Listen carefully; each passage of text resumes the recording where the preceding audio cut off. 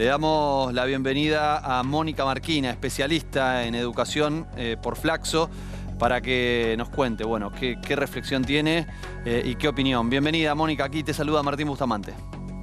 Hola, ¿qué tal, Martín? ¿Cómo estás? Aclaro Bien. que no es Flaxo, ¿eh? No es Flaxo. Ah, bien, bien. Bueno, perfecto. Hecha la aclaración. Bueno, ¿qué pensás de estas No, declaraciones? bueno, coincido con lo que vos decís, son declaraciones para llamar la atención, altisonantes, pero que de alguna forma nos muestran cuál es la concepción de fondo de Milei, ¿no? La concepción de fondo es una concepción que va totalmente en contra de todo lo que hoy rige en nuestro país. La educación como derecho humano, no solo en nuestro país, en el mundo occidental, la educación como derecho constitucional en nuestro país y las leyes que la consideran un bien público y un bien social. Lo que yo agregaría como curiosidad es Sí. la contradicción de Milei, porque al plantear, primero mezcla todo, ¿no? Por un lado la obligatoriedad, por otro lado el sistema de financiamiento, pero al poner en duda la obligatoriedad, lo que él está haciendo es poner en duda uno de sus principios fundamentales, que es la libertad.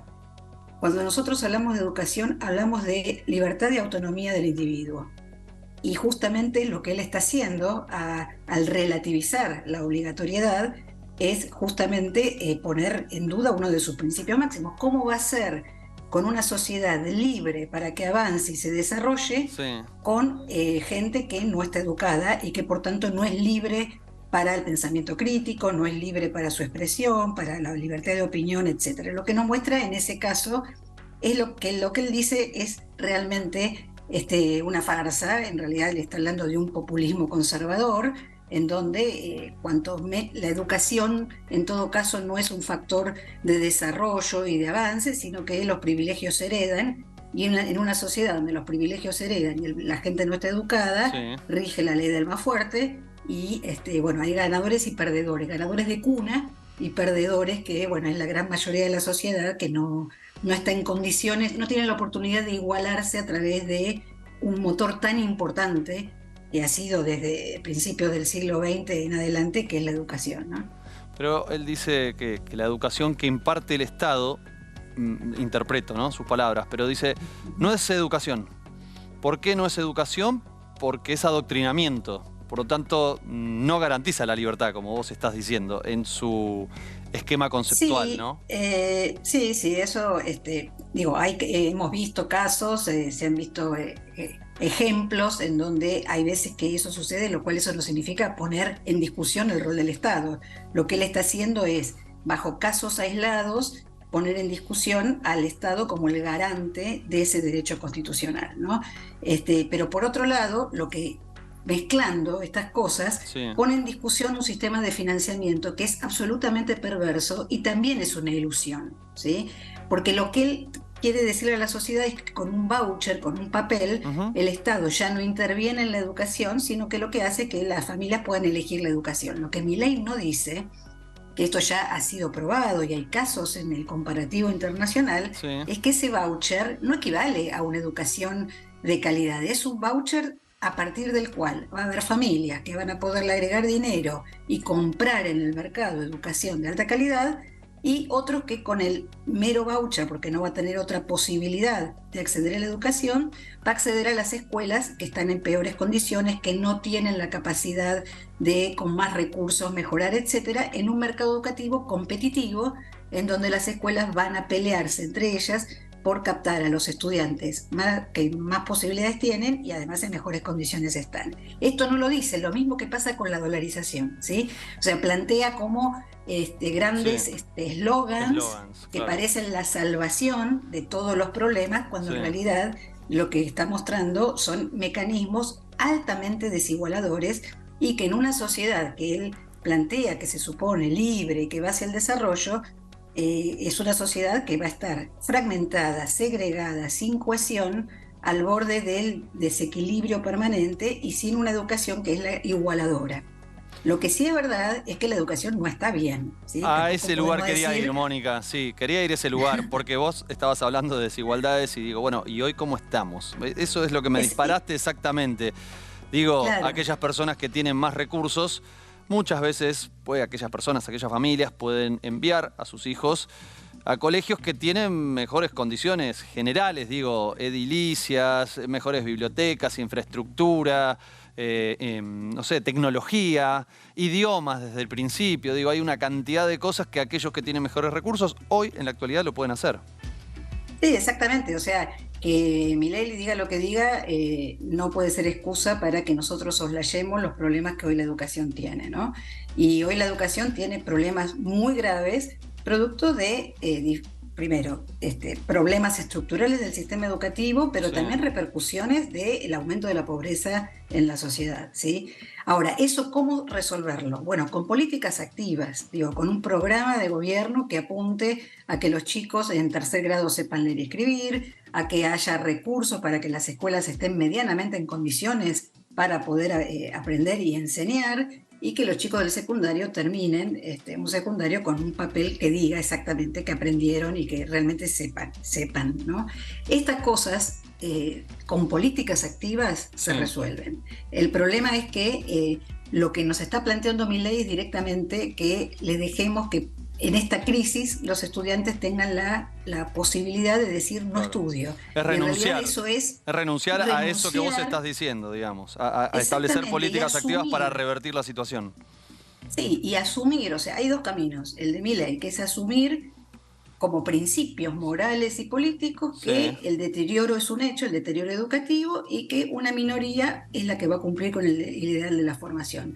Pero creo que en un programa activo, democratizador y que pone la educación a la cabeza no solo de la autonomía de las personas, sino también del desarrollo, porque estamos en una sociedad del conocimiento. Yo no entiendo, Milei, cómo piensa que va a crecer una sociedad donde hay una gran mayoría que no sabe, en una sociedad en donde el conocimiento para el desarrollo es clave. Entonces, bueno, es pensar de manera un poco más compleja. Digo, esto es obvio en el campo de la educación, se están discutiendo. Yo estoy en la Fundación ALEN trabajando con otras fundaciones, viendo cuáles son los caminos. Digo, hay posibilidades. Lo que uno no puede es renunciar absolutamente. Lo que yo creo es que Milei no entiende nada respecto del rol que la educación tiene para el país y para las personas. Y él cree en una sociedad donde triunfan los más fuertes, y esa es la sociedad del estado de naturaleza del siglo XVII, del siglo XVIII, no la sociedad del conocimiento del siglo XXI. Sí, además, en algún sentido, llevando toda esta discusión a un debate sobre bases fundamentales del sistema argentino, si se quiere, ¿no? En relación a la obligatoriedad, llama mucho la atención. Y también, digo, en algún sentido, creo que es muy importante reflexionar con lo que está sucediendo actualmente para ver cuál es la base en la cual esto se asienta, ¿no? En algún sentido. ¿Pensás que, bueno, vos dijiste la pobreza. ¿Los medios de comunicación tenemos alguna responsabilidad en esto? Porque vos decías, a veces, de la excepción se hace una generalización y sobre eso opera un discurso político, inevitablemente. ¿Tenemos alguna responsabilidad nosotros? Yo creo que la responsabilidad es de las políticas educativas y las políticas nacionales, y los medios toman, bueno, buscan a partir de sus objetivos, destacan más unas cosas que otras. Lo del adoctrinamiento creo que son casos excepcionales, pero que no por eso hay que soslayarlos, pero eso no significa, como dice Milei, que el Estado tiene de rehén a las personas. O sea, esto realmente se resuelve detectando dónde están los casos, generando las sanciones que corresponden, y que la sociedad sepa que los casos de esos profesores o profesoras que claramente han adoctrinado tienen sus sanciones. Listo. Ese es un problema. El otro problema es poner en discusión valores que son valores del sistema educativo nacional, que tiene décadas y décadas, digo, está poniendo en discusión los principios de Sarmiento, ¿sí? Sí, claro. Que hicieron que la educación fuera el motor de la constitución del Estado argentino. Digo, pasó mucha agua debajo del puente. Desde esa época hasta ahora la educación ha sido declarada un derecho humano. Estamos hablando de un derecho constitucional, de un bien social, de un bien público. En todo caso, veamos cómo generar menos desigualdad en las sociedades y en la educación, ¿sí? A partir de políticas, pero no desechar todo lo hecho a lo largo de más de un siglo.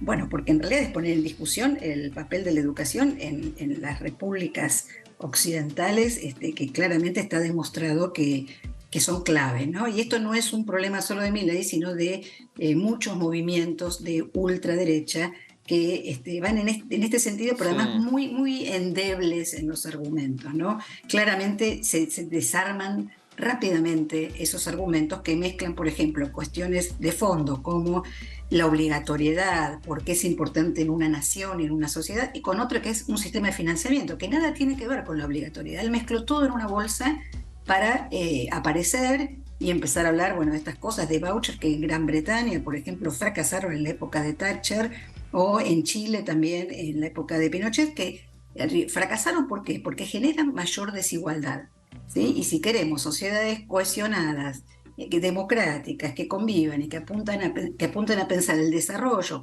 que se formen recursos humanos, mano de obra calificada, etcétera, en un país que realmente necesita del conocimiento para crecer, el argumento y las propuestas de Milei no encajan para nada. Sí. No se entiende cuál es el proyecto social de Milei con estas afirmaciones.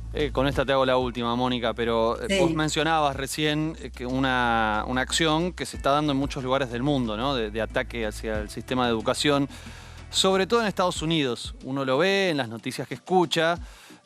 Hay un ataque muy fuerte en contra de la educación sexual integral. Lo vemos en el estado de Florida, en Estados Unidos, con el gobernador Ron DeSantis atacando incluso a Disney, ¿no? Amenazando con que allí va a expropiar Disney por sus posiciones con respecto a la educación sexual integral. Pero también hay otros lugares en Estados Unidos donde muchas familias quieren retirar a sus hijos de los colegios para que no reciban educación, digamos, antisupremacista, ¿no? Que tengan una formación donde diga, bueno, que las personas de color blanco son superiores al resto. Así nomás, ¿no? Lo cual además habla de una posible fragmentación del sistema educativo, como diciendo, bueno, yo envío a mis hijos a un colegio que tenga que ver con mis ideas, con estas, que además son ideas discriminatorias, racistas, ¿no? Pero imaginemos eso. Sí. Yo trataría de ubicar en contexto los problemas y los temas, ¿no? Porque, bueno, en cada sociedad, digo, la sociedad norteamericana tiene sus particularidades en ese sentido. Además, las comunidades y los grupos se organizaron antes de la constitución de lo que fue ese gran país, ¿no? O sea, es otra tradición, son otras cuestiones. Nosotros en Argentina, la sociedad se constituyó junto con el Estado, la educación ocupó un lugar fundamental y desde entonces hasta ahora existen contenidos básicos, ¿sí?, comunes en un país tan diverso que, bueno, no se ponen en discusión porque son los saberes que los chicos a determinadas edades tienen que tener para poder avanzar. A partir de ahí, la propia normativa y hasta la Constitución habla de la libertad de enseñar y de aprender. Está prevista en la Constitución la libertad de los padres para elegir la educación de sus hijos. O sea, acá no hay un Estado que interviene en nada. Las familias son las principales responsables de la educación de sus hijos. Por eso la obligatoriedad, algo interesante, ¿no?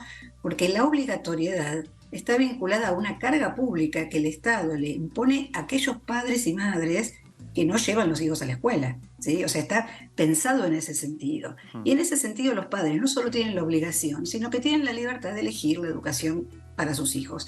Por eso el Estado Nacional, en una organización federal, define contenidos básicos comunes, hoy se llaman núcleos de aprendizaje prioritarios, que tienen que saber todos los chicos en determinados momentos de la formación, para, bueno, formar parte de una sociedad, para desarrollarse, para saber, para terminar un ciclo o un nivel. Eso no está en discusión porque forma parte de los acuerdos federales, ¿sí? Y forma parte de un sistema educativo nacional que bueno, abarca todo, el sector público, el sector privado. Esos contenidos son una porción de todo lo otro que cada provincia que está a cargo de la educación, o cada escuela, en este caso, que puede tener sus propias concepciones, pueden agregar. O sea que hay libertad. ¿Sí? En ese sentido, me parece que estas discusiones que se dan en otros contextos acá no tienen cabida y están sumamente aceptadas, superadas, discutidas. Creo que ahora hay que pensar para adelante y ver cómo hacemos para mejorar una educación que ayude al desarrollo y crecimiento del país y de las personas. Ese es el gran desafío que tenemos, ¿no? Mónica Marquina es profesora, es doctora en educación, profesora política educacional en la Universidad de Buenos Aires y coordinadora de equipos de educación de la Fundación ALEM. Ahora sí, lo presento como corresponde y te agradezco muchísimo, Mónica, No, muchísimas por este gracias a tiempo. vos, Martín. Un saludo Gracias. grande. Chao.